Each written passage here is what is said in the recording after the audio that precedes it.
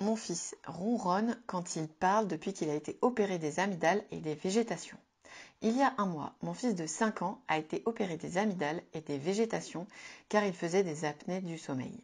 Depuis, il dort bien et n'est plus fatigué à son réveil.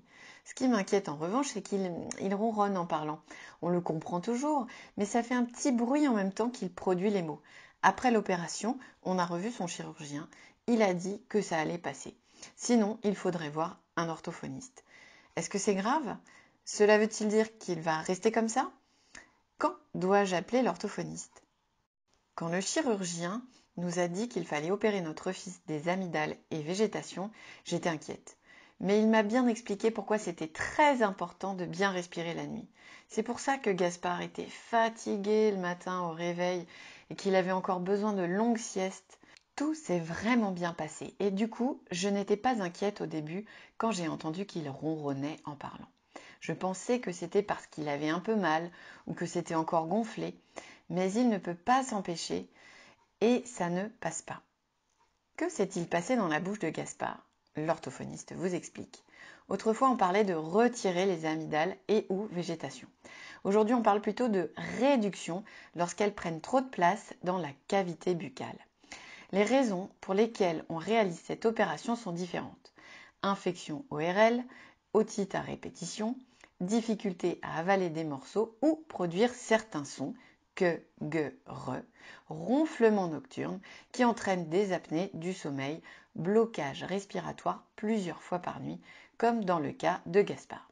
Son sommeil n'était pas réparateur et même perturbé puisque pendant les apnées, le cerveau n'est pas ventilé. Il se réveillait fatigué, avait du mal à se concentrer à l'école.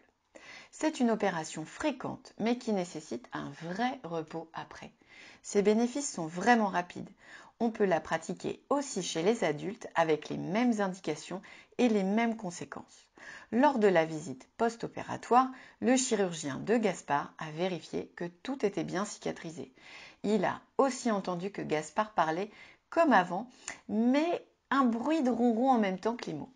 Ce bruit s'appelle un ronflement nasal et il est surtout présent sur certains sons, pe-be, te-de, que-ge. Parfois, le patient ne ronronne pas, mais parle du nez, quel que soit le son. On dit qu'il nasonne. La voix est nasale. À l'école, certains copains pourraient lui dire qu'il parle comme un canard. D'où viennent ces bruits?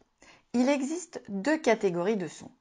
Ceux pour lesquels l'air passe par le nez, comme le le n, et ceux qui nécessitent que l'air ne passe que par la bouche, presque toutes les consonnes et aussi beaucoup de voyelles.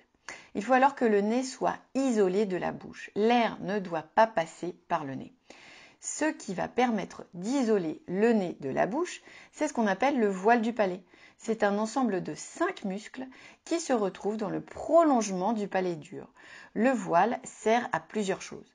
Par exemple, il évite que nos aliments passent par le nez quand on mange. Il sert aussi à aérer l'oreille.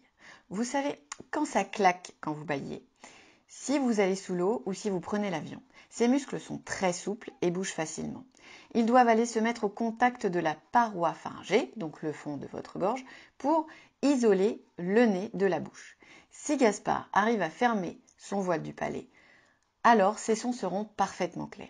S'il arrive à fermer, mais que la pression de l'air nécessaire pour parler force le passage, alors ça fait vibrer et ça produit le ronflement nasal. Un peu comme l'air qui s'engouffre dans une porte mal fermée. Si l'espace est encore plus grand et que Gaspard ne parvient plus du tout à fermer son voile du palais, alors les sons seront plus flous ou encore il va nasonner. Qu'est-ce qui a changé avec l'opération? Avant l'opération, les amygdales prenaient beaucoup de place et gênaient sans doute les mouvements du voile. Celui-ci n'était pas très sollicité. Comme les amygdales bouchaient aussi un peu la cavité buccale, elles empêchaient aussi l'air de passer par le nez. Pour les végétations, on ne peut pas les voir. Elles tapissent le fond de la gorge sur environ 3 mm d'épaisseur et donc contribuent aussi à remplir l'espace.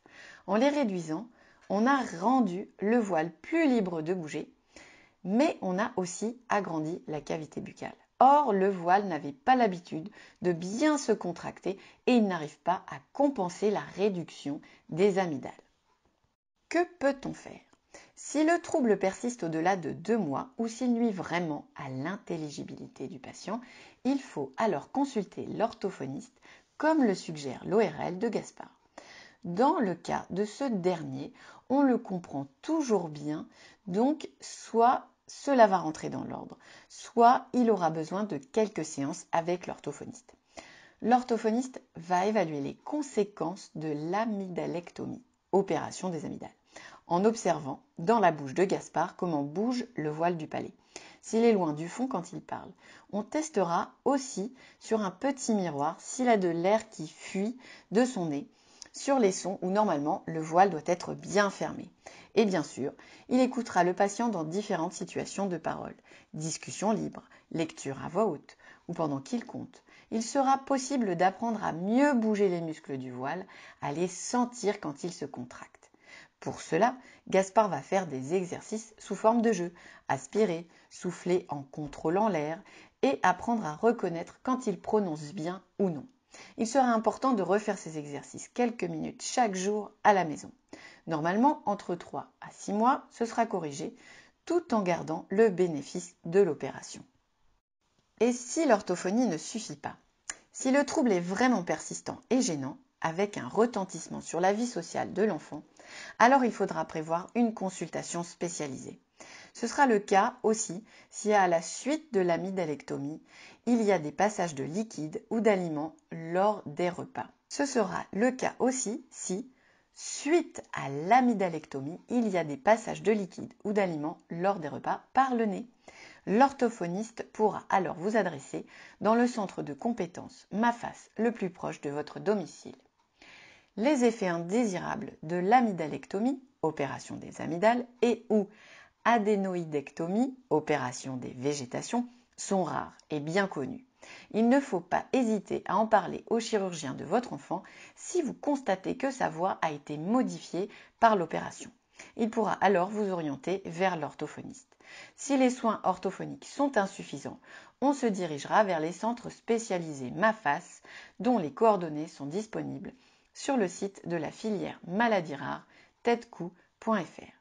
À noter que les enfants nés avec une fente palatine, il est indispensable de parler au chirurgien qui le suit de tous les projets relatifs aux amygdales et aux végétations afin de mesurer les bénéfices et conséquences d'un tel geste. Les adultes peuvent aussi être opérés des amygdales, notamment en cas d'apnée du sommeil. Cet article s'applique aussi à eux, ils peuvent donc consulter l'orthophoniste.